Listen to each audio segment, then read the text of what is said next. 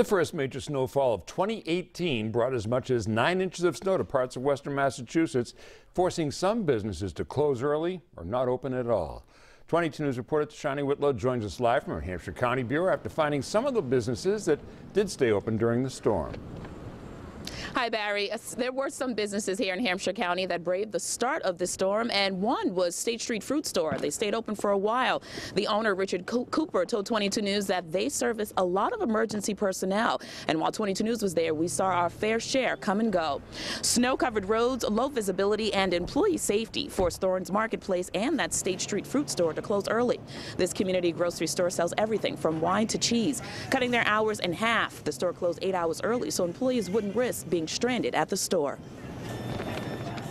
We don't want our second shift staff have to drive through this weather. It's really getting treacherous out there, and people are very surprised that we're open, so I think that we're getting them through lunch, that we can be safe.